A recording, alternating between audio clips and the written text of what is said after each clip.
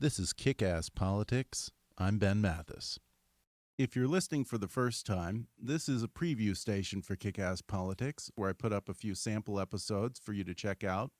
I hope you enjoy this episode, and if you like it, then I encourage you to go to our main program at Kick-Ass Politics and subscribe to the show. There are a lot more episodes there. Just search for Kick-Ass Politics on iTunes, or if you go to the information page for this episode on iTunes, there's a link right there to subscribe to the main show. Also, feel free to check out our webpage at kickasspolitics.com, where you'll find show notes, book recommendations, and all kinds of extras. I'm Ben Mathis, and I hope you enjoy this preview of Kick-Ass Politics. This podcast is sponsored by Fiverr. You've heard me carrying on about them before. It's the world's largest online marketplace for services, with over 100 categories all offered for a fixed base price of just $5. Graphic design, business consulting, marketing, web design, transcription, proofreading, voiceover artists, and even legal consulting, and just about any other service you can possibly imagine, all offered at a fixed base price of just $5. And right now, they've partnered with Vistaprint to offer a special Mother's Day promotion. 35% off printing services from Vistaprint when printing a design from Fiverr. That means you can go to Fiverr and commission someone to design your logo, your cards, monogram, Photoshop a picture for you, whatever, and then Vistaprint will give you a whopping 35% off just for printing a design from Fiverr. It can be business cards, postcards, flyers, t-shirts, coffee mugs, baseball caps, tote bags, mouse pads, you name it, they can smack your logo on it. To take advantage of this deal, go to our site at kickasspolitics.com and visit our sponsor page. There you'll find a Fiverr link just for our listeners and that promo code to get 35% off from Vistaprint. You all know I'm a big fan of Fiverr, and if you haven't checked it out, now's the time to do so. Whatever you need done, find it on Fiverr. And now, enjoy the show. Hi folks, I'm Ben Mathis and welcome to Kick-Ass Politics. Tax Day was just 2 weeks ago, and if you're like most people, you're probably still hurting from that hit. Americans spend an average of 13 hours a year preparing their tax returns.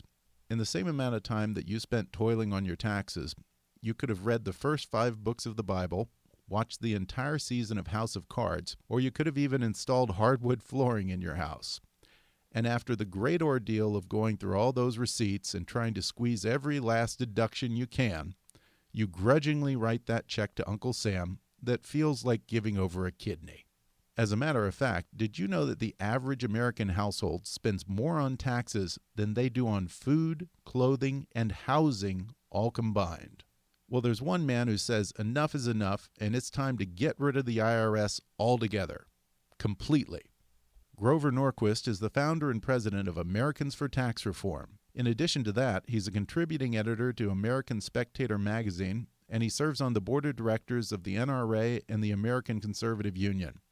Together with Newt Gingrich, he co-authored the 1994 Contract with America, and now he has an equally ambitious plan to dismantle the IRS and liberate Americans from our crippling income tax. It's all in his new book called End the IRS Before It Ends Us: How to Restore a Low-Tax, High-Growth, Wealthy America.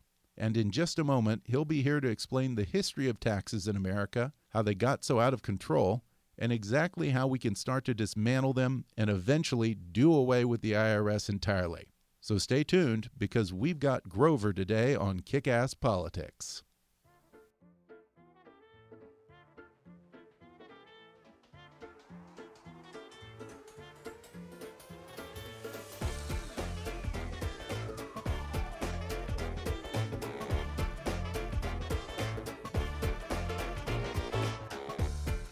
From Hollywood to Washington, it's time for Kick-Ass Politics.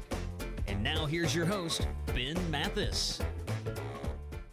Today I'm joined by America's superhero of tax reform, Grover Norquist, and he has a fantastic new book out called End the IRS Before It Ends Us: How to Restore a Low-Tax, High-Growth, Wealthy America. Grover, thanks for coming on the show. Ben, glad to be here. So this is just such a great read, and I learned so much in this book. particularly one of my favorite parts is it starts off with a history of taxes in this country. And, there's that saying, the only certain things are death and taxes. And I feel like we kind of forgot that that wasn't always the case. We fought a revolution and we seceded from the British just because they wanted to raise our 1% to 2% tax to 3% to 4% tax. And now here we are, we've got 33% taxes. So how did we get to this point? It's fascinating because, of course, as you point out, we were paying 1% to 2% in 1774. There were lots of little taxes. There was even a baby income tax called the faculties tax that some states had. And they would look at you and say, you're a young, strapping young man. You should be able to make this much money. Send it in. But it was only 1%. But still, they told you how much they thought you could be making. Taxes were 1% to 2%. In London, our oppressors were paying 20%, 20%. Huh. Empires are expensive. And, of course, the objection to the British deciding that they could tax more if they wanted to led to the American Revolution. I count 14 different lies friends of government tell. Everyone knows that there were the Patriots versus the Loyalists in American history. Right. They were also called Sons of Liberty versus Friends of Government. The Loyalists were called Friends of Government, friends of the British government, friends of the occupation. And to this day, we have Friends of Government, people who always support the government against the rest of us on things like taxes and spending. I count 14 different fibs that the government will tell you in order to get you to agree to a tax increase, which is not easy. It's like that Saturday Night Live routine, Land Shark, where the land shark keeps knocking on the door and saying he's a pizza delivery man, somehow to get you to open the door, and you know better. So the first one or two doesn't work. One that's been used a lot is we're going to raise this tax to reduce another tax.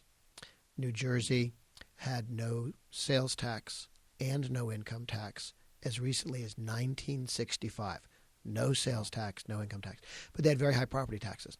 And the Friends of Government said, we need to have a sales tax in order to reduce the property tax. Sales tax went in, property taxes kept going up, sales taxes went up. 10 years later, 1977, they said, you know what we really need, because the property tax is so high, is an income tax added to the sales tax and the property tax. Of course, now New Jersey has a very high income tax, a very high sales tax, and a very high property tax. If you have a tapeworm, if somebody says the way to discipline your annoying tapeworm is to swallow one or two more tapeworms, and then your tapeworm will become smaller, tapeworms and taxes don't work that way. A lot of taxes are put in because they're temporary. The Johnston flood in Pennsylvania was more than 100 years ago. About 100 years ago, and they put in a tax on liquor to pay for fixing it. Right. Well, that tax is still there, even though the city got fixed a long time ago, and they raised it since. It's a tax for war.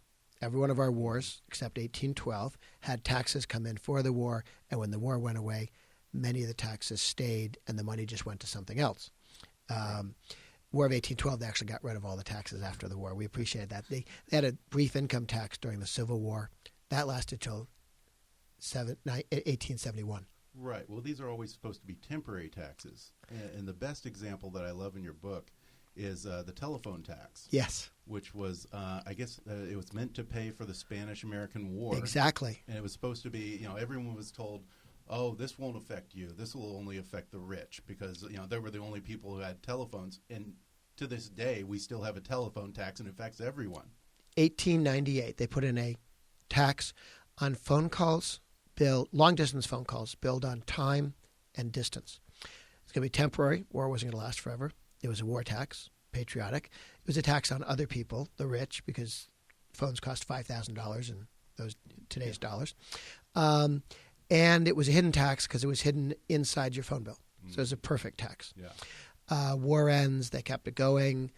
Everybody has a phone, except really rich people who don't want phones. And so everybody's paying this 3% federal excise tax. And they had to go to court 8 times to point out that we don't do long-distance billing by distance and time anymore. And the Bush administration went to court and said, well, when it said and, it meant or. It was like some Bill Clinton thing. And eventually the court said, go away. And most of the tax was done away with by the courts, but there's still a sliver there.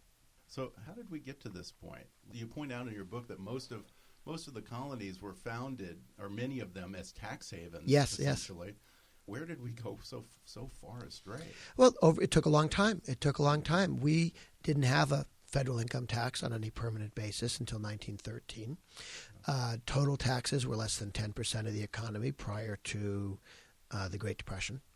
And half of our government, half of the federal government, came into existence during 4 years in American history. 1934 to 36, after a couple of landslide victories by FDR, they put in Social Security and a number of entitlements. And then 64 to 66, 30 years later, Great Society, Medicare, Medicaid, food stamps, those sorts of things.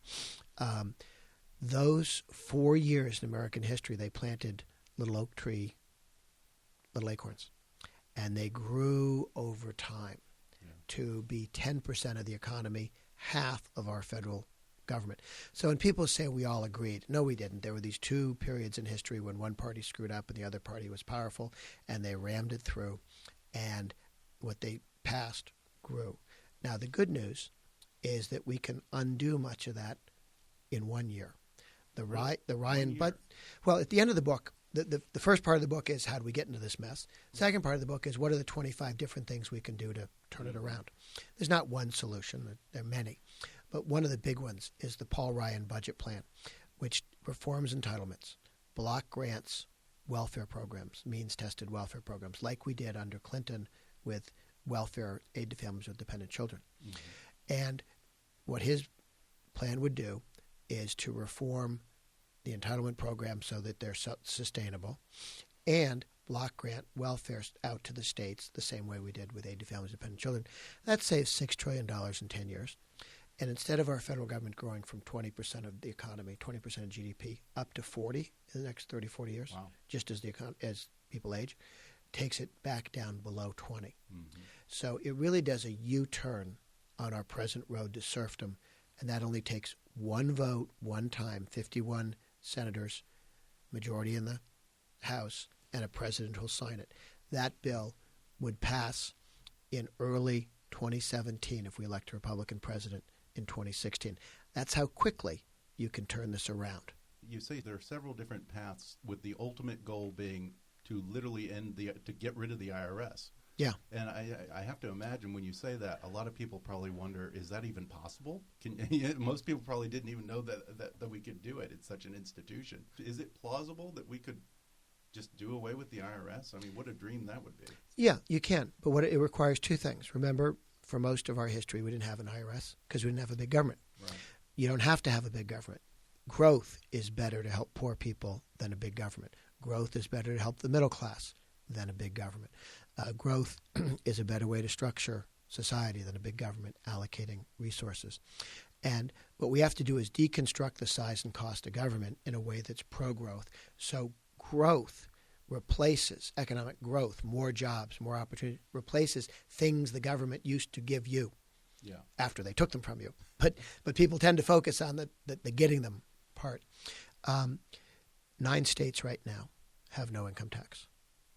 I believe that in the next 15 years, that's going to be closer to 25 states. And the reason for that, Kansas has already passed a law that whenever economic growth brings revenue up more than plus 2%, anything beyond that goes to permanently ratcheting down the state income tax. So in 15 years, this law is already passed. Nothing needs to happen. In 15 years, Kansas will not have a personal income tax in the state.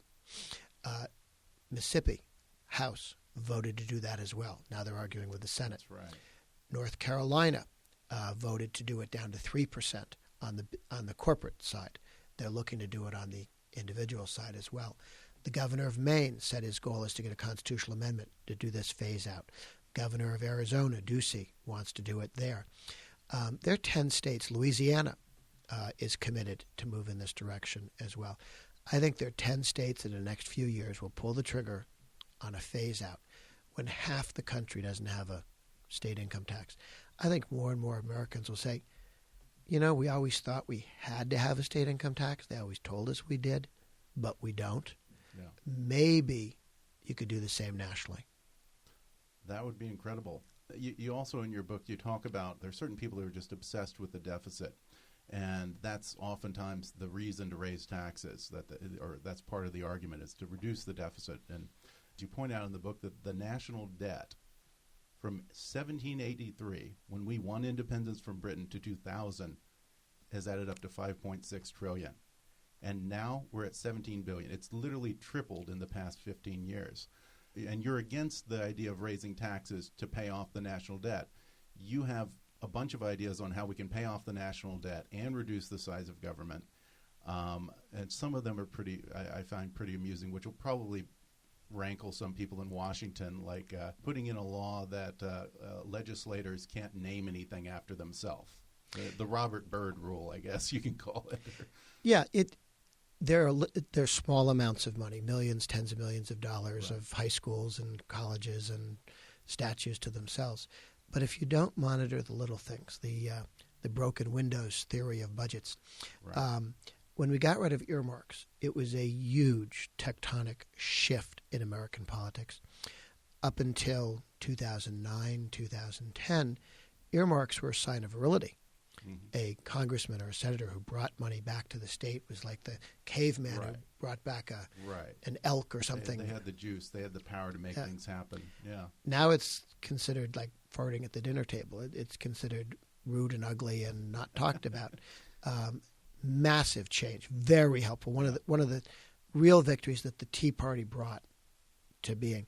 And look, if everybody in the store is shoplifting, nobody's watching the embezzler who's taking the real money. Right. If people are out trying to name things after themselves and get a grant of money to do it, if people are out trying to get little earmarks, 10 million here, 3 million here, nobody's watching the overall number. Only when you stop the small theft do you get at the grand theft. Right. And another one that you mentioned that, I think a lot of people never think of this, but when we have to tighten our belts, we might have to give up our car or something like that. You talk about we can sell stuff. If we want to retire the deficit, let's just sell stuff. A third, a quarter of the country is owned by the federal government. Underneath it, Of the land. Yeah. It's like England when the church owned a sixth or a fifth of all the land. Eventually the king took it and sold it all off to the middle class. We could do the same thing. There's a lot of oil. There's a lot of natural gas. All of the explosion in fracking and more gas and more oil in America, all of it took place on private or state land. It's actually gone down under Obama on federal land. Even with the new technologies, less on federal land. All the offshore drilling should be made safe and available. Right. There's land out there that's not near anything, and fracking happens so far down it doesn't get near the base water that you worry about, the groundwater. It's incredibly safe. The enemies of fracking and energy would be there in a moment if there was some problem. There's trillions of dollars of value. ANWR's ready to go tomorrow, and should. There's also spectrum that the government holds and hoards. Right. The Pentagon has all sorts of spectrum. Remind people what spectrum is. Spectrum is all that stuff in the airwaves that radios use and your cell phone uses. And people didn't have a lot of use for it before cell phones and some of the new technologies, but now it's much more valuable. A lot more people need it. Old technologies like broadcasting used a whole bunch very inefficiently, very ineffectively. You can figure out how to use the same, much less spectrum with the new technology, and that other opens up, and the federal government can lease it off or sell it. We're trying to get the Pentagon to agree to lease off the spectrum that they have that they're not really using. Now, it means they have to reorganize a little bit, but if you tell them they get to keep the money, they'll do it in a moment. Well, we're going to take a quick break, and then I'll be back with Grover Norquist to talk more about his book, End the IRS Before It Ends Us.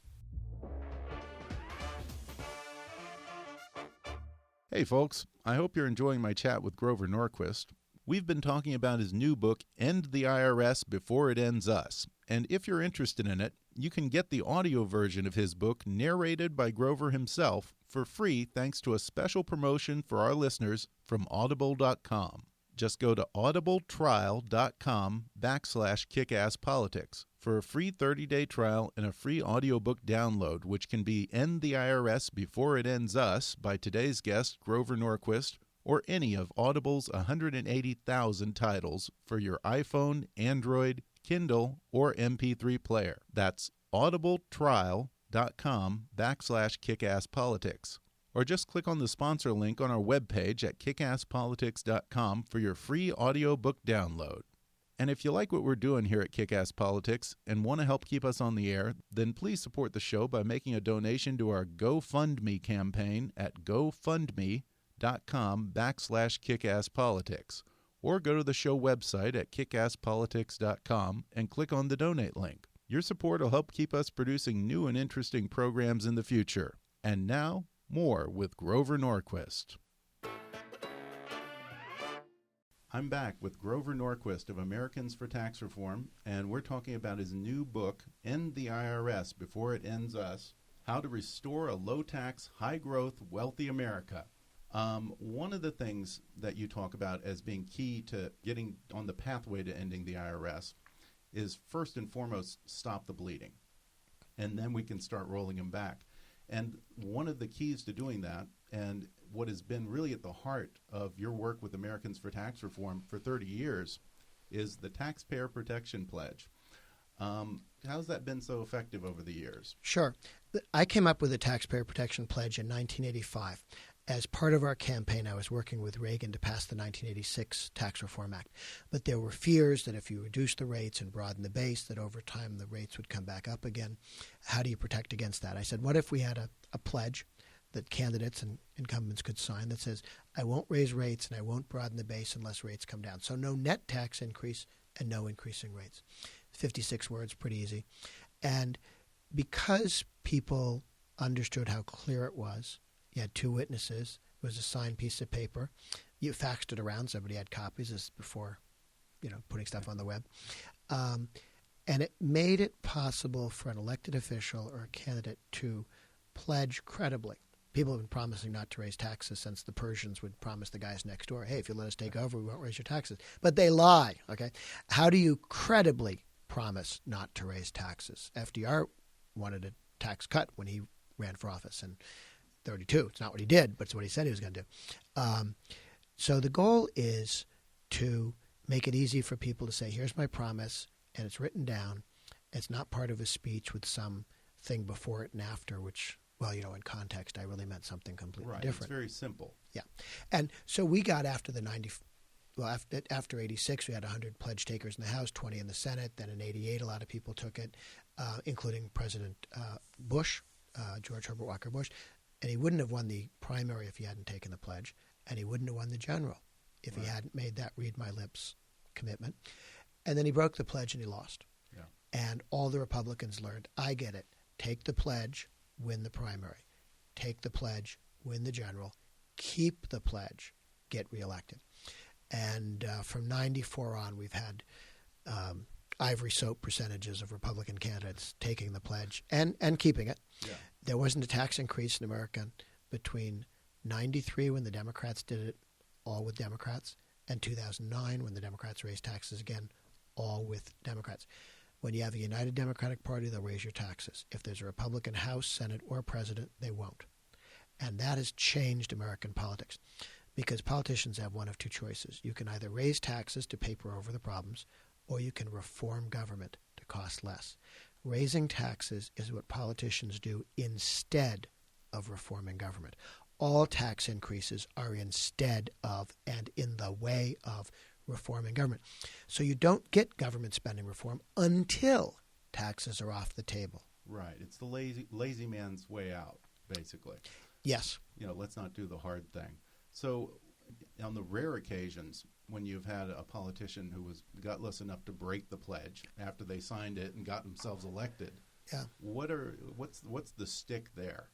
What's the penalty? Well, people sometimes assume that Americans for Tax Reform, or me personally, come into a state and beat the governor over the head. I don't have to.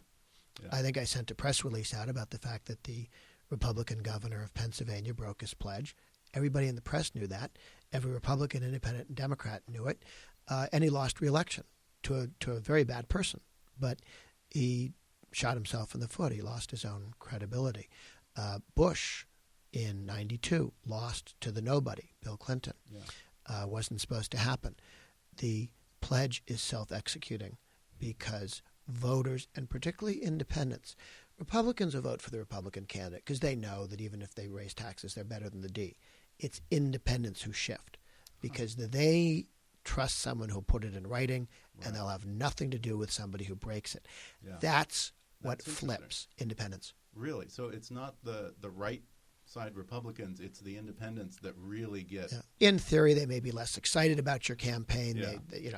but they're still going to show up and vote if they're the base because they know that the Ds would do more well, damage. Yeah.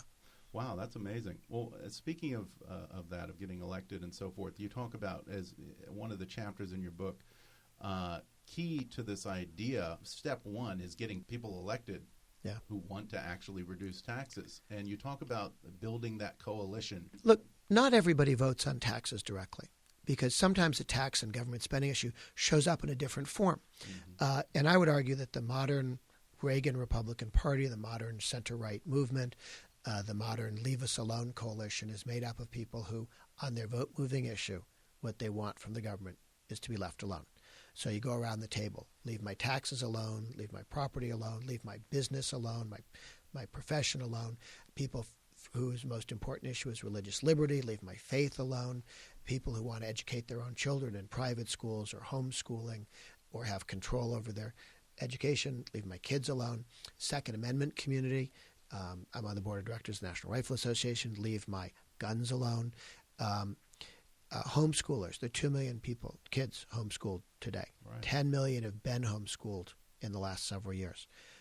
Gun owners, there are 11 million people with concealed carry permits. 11 million, 1 out of 20, 5% of adults have a concealed carry permit to carry a gun in a purse or your car or the small of your back.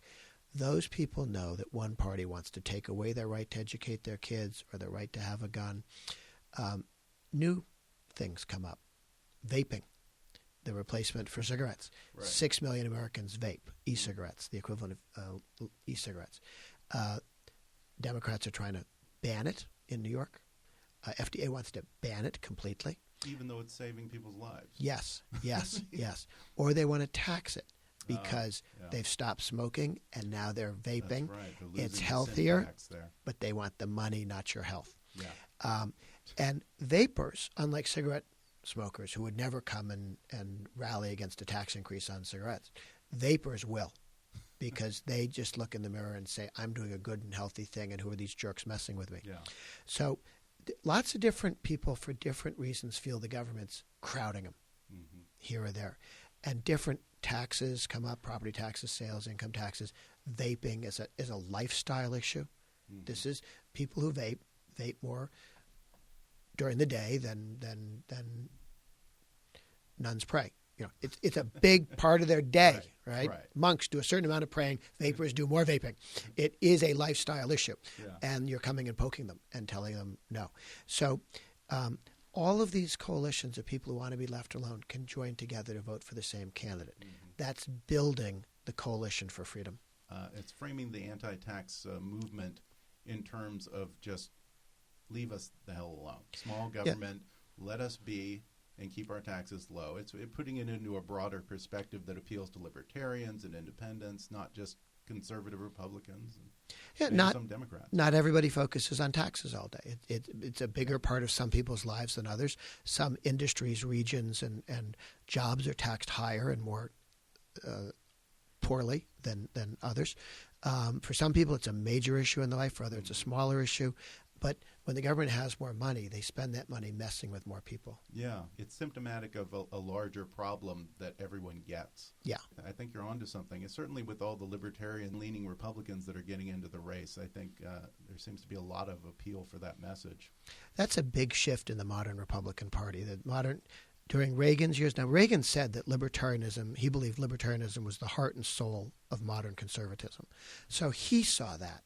But I'm not sure I've seen that talked about since Reagan said it in the 70s until the last 5 years, when somehow everybody noticed that the modern conservative movement was a movement of libertarians and conservatives. Yeah, and the Tea Party movement, I think, has brought a lot of that into play. And maybe there are some people who don't really want to waste their vote anymore. So, Yes, libertarian small L as opposed to big L libertarian party. Yeah. Well, finally, one of the things that you talk about toward the end of the book is just a general plea to people to stop wasting your money. Don't give the IRS any more money than they have to. And you list a number of points in there on how people can actually reduce their tax burden. And what are your favorites from that list? Oh, sure. I mean, the book's a lot about public policy, but there's a chapter, do-it-yourself tax reform. Yeah. You can cut your taxes. If your company has a 401k, get into it. Look at a 529 education savings account, the ones that Obama tried to shut down the other day. Good way of saving tax-free. There are a number of lifetime savings accounts, health savings accounts that help keep your taxes down. With tongue-in-cheek, I suggest you move from a state that has an income tax to one now that you sound doesn't. like my dad. I have my dad, he's in Texas, and he can't understand why in the world his one son would be in California and his other son would be in New York. Yes. He thinks it's insane. Don't die and pay the death tax.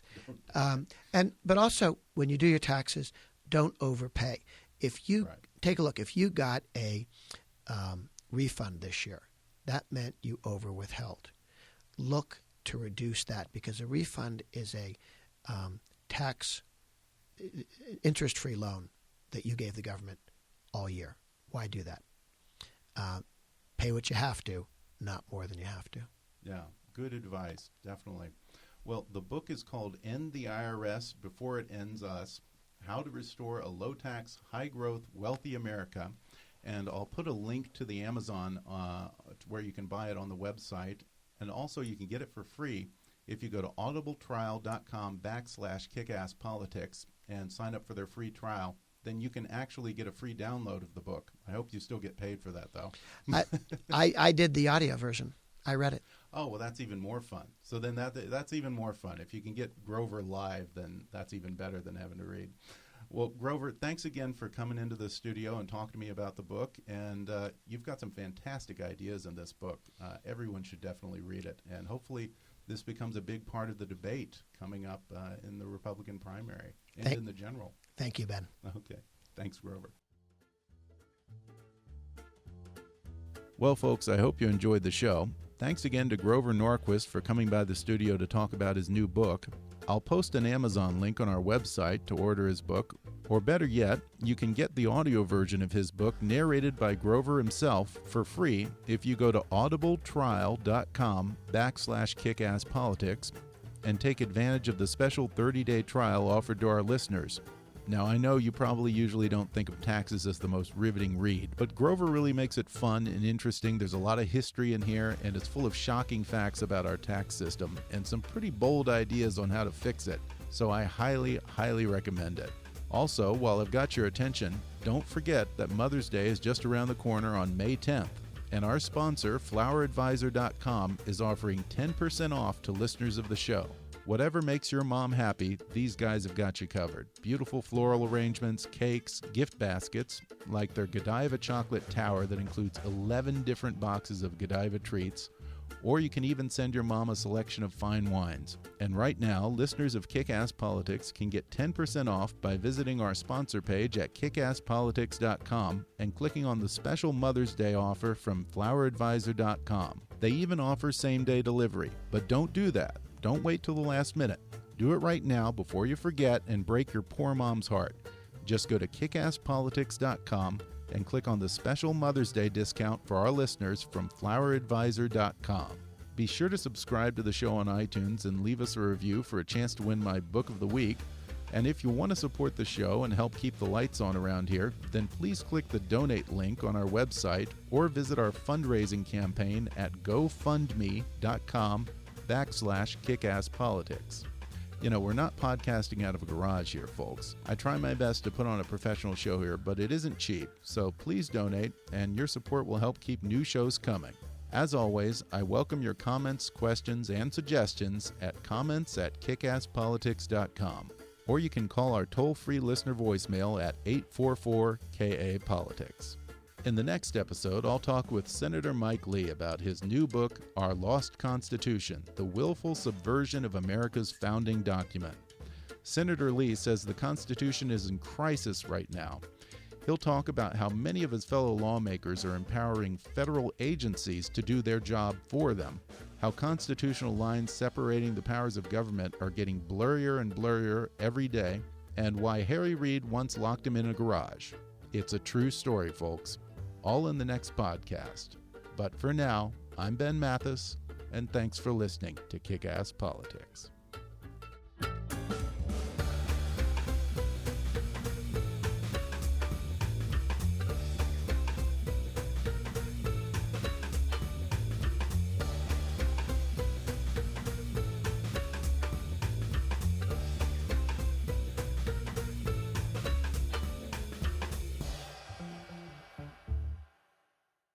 Kick-Ass Politics is a trademark of Mathis Entertainment, Inc.